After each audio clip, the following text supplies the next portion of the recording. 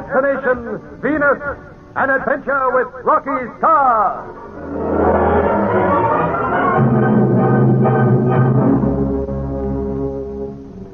What lies beyond our Earth in the vast unknown of limitless space? Does life exist on the far-off planets? Who will be the first to conquer space, reach the planets, and learn their secrets?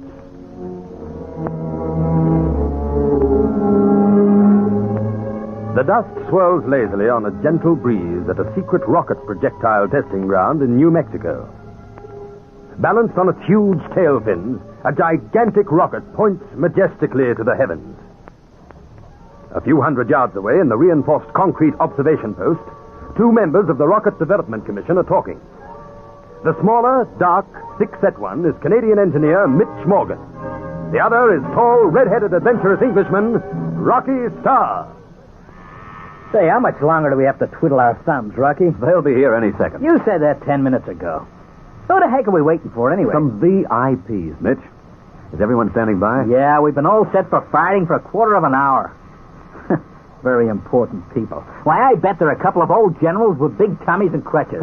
now look here, Mitch. Yeah, maybe I am touchy, but this hanging around makes me feel all itchy Well, inside. storming around that way won't help matters. Oh, it's all right for you, Rocky. Nothing upsets you. Well, I'm different, though. When I do something, I like to do it right away. Why, this is the most important test we... Rocky, are you listening to me? No, I wasn't. Well, I like that. What's going on in that red head of yours? Oh, nothing much. I get it. You were thinking of space travel, weren't you? Well, yes. Don't you ever think of anything else? You know, Mitch, it won't be long before someone takes off for the moon in a spaceship. Oh, talk sense. Well, I am. Look, you've got a bug about it, Rocky. For a spaceship to escape the Earth's gravity and reach outer space, it'd have to accelerate to about 30,000 miles an hour. Now, who ever heard of flying at that speed? Well, I wouldn't scoff if I were you. But it's not possible. Now, they said that to the Wright brothers before they made their first flight. Rocky, that was different. And nobody thought 40 years ago that a plane could possibly travel at 800 or 900 miles an hour. Now, did they? Well, that's not 30,000 miles an hour, though. The human body couldn't stand that speed. Look, pal, you spend too much time dreaming about... Here are the VIPs. Yeah, well, not before time either. This way. Sorry to have held you up, gentlemen. Our guests were delayed. Professor Gabar, Miss Vernon, may I present two of our rocket personnel? Our designer, Mr. Rocky Starr, and chief engineer, Mr. Morgan. Miss Vernon. How do you do? How do you do, Miss Vernon? Miss Vernon? And this is the eminent Professor Gabar. It is a pleasure, gentlemen. Glad to know you, sir. That goes for me, too, Professor. Well, are we all set to conduct the test? Are we all... Yes, Commander. Fine. Carry on, then, please. As you and Professor Gabar are both aware, Miss Vernon, we hope that this rocket will penetrate the Earth's atmosphere and reach space. When it does, the recording machines aboard will send us back information that should be of great help to us. Any chance of our actually seeing the takeoff, Commander? Yes. Come over to this observation slip. It's rather interesting watching the firing of a rocket. At first, it just seems to hover 2 or 3 feet from the ground. Then, zoom, and she's away. Okay, Mitch? Yeah, Rocky. Some stand by for firing. With the sounding of the siren, a tense atmosphere descends over the whole station. Men check their speed recorders, their radar, their high-speed cameras. Soon the giant rocket will zoom from the Earth and scream into space at 15,000 miles per hour. Reports flash to the control tower. Area cleared of aircraft and personnel.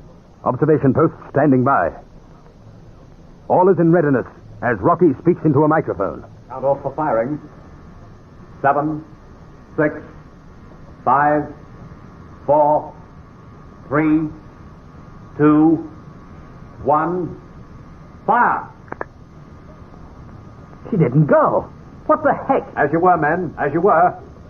Stand by for firing. I hate to interfere, Mr. Starr, but I'll swear that the firing cable is not connected. Well, it must be, sir. But sure it is. I plugged it into the rocket myself. Mitch, the commander's right. It's lying on the ground. I can see through my glasses. But it can't be, Rocky. You checked it after It's me. no use arguing, Mitch. It's out. Let's go and fix it. Oh, just a moment. Now, hear this. Observation post. Stand easy. Come on, Mitch. Of all the things, I just can't believe... Sorry to have this little holdup. Commander, Yes, Miss Vernon? there's no danger, is there? Well, what do you mean? That rocket couldn't explode prematurely, could it? Why, I shouldn't think so for one moment. Why should it, Anne? I don't know, only nothing must happen to Rocky Starr. He seems quite capable of taking care of himself. He can certainly do that, Professor. Rocky is an extraordinary person. He's afraid of nothing, and he knows more about rockets than any other expert. Well, it'll take him a few minutes to walk out and check that firing cable. So I suggest we all relax and have a cigarette.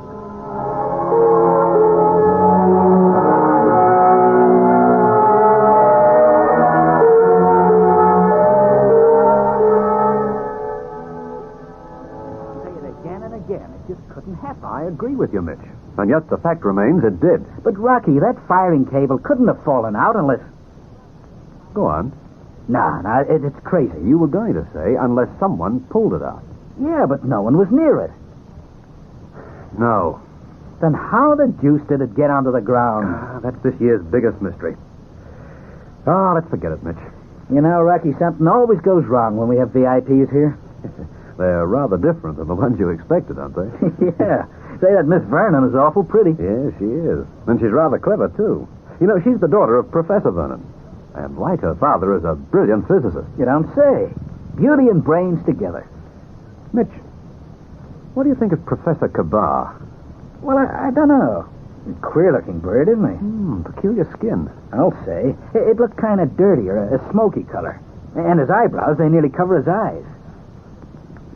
Rocky, look, I might be stupid, but when I shook hands with him, a queer feeling shot through me. I started Mitch, what's that on the rocket fence? Huh? Why, it's something moving. Well, it's a bird, isn't it? That's no bird. Wait. Mitch, am I going mad? It's mechanical. Say, what is it? I'll swear it's a tiny robot. Look at it. Rocky! Firing charge! Run for the slit trench! Run for it!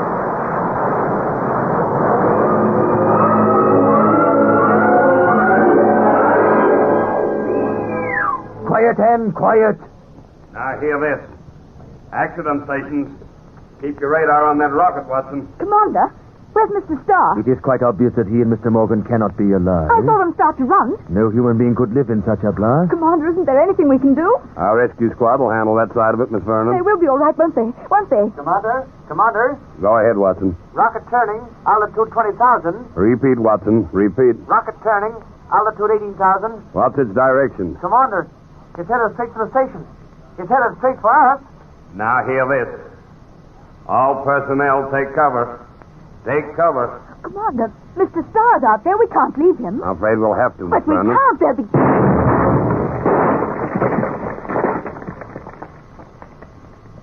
Now, hear this.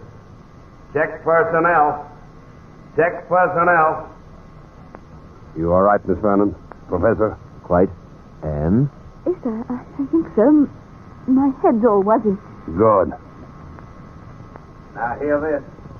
Rescue stations. Rescue stations. Find Rocky Starr and Mitch Morgan and hurry. There's no movement out there, Commander. No movement at all.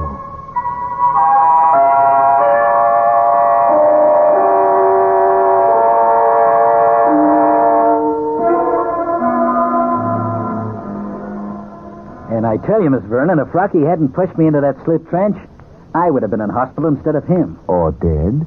You don't imagine he's dead, do you, Professor? Don't you? Well, I'm not even considering it. He must be badly hurt. The doctors have been with him since midday. Almost dusk now. But he can't be dead. He's the best guy in the world. You couldn't kill Rocky. You like him awfully, don't you, Mitch? He's my best pal.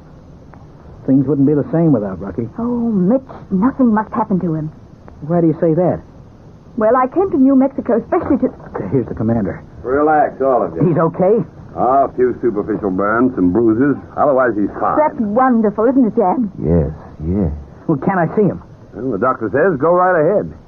They're keeping him under observation for a few hours in case any complications setting in.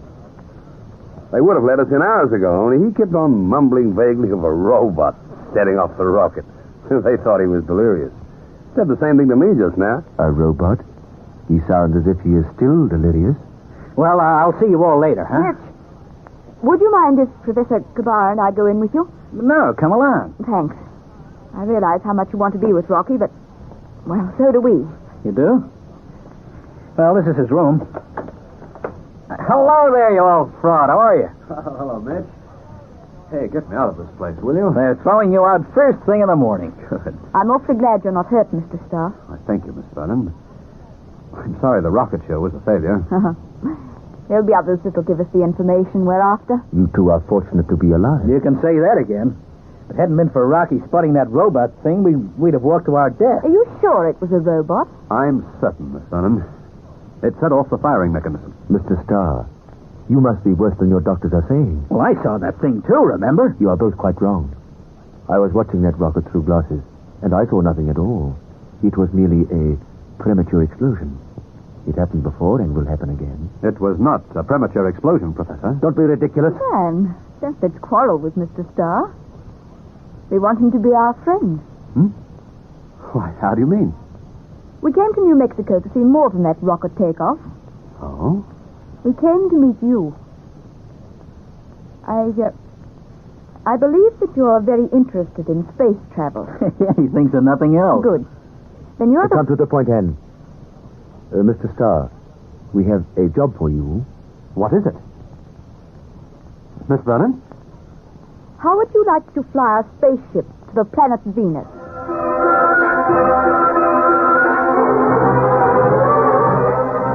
Unbelievingly, Rocky stares at the beautiful girl in front of him.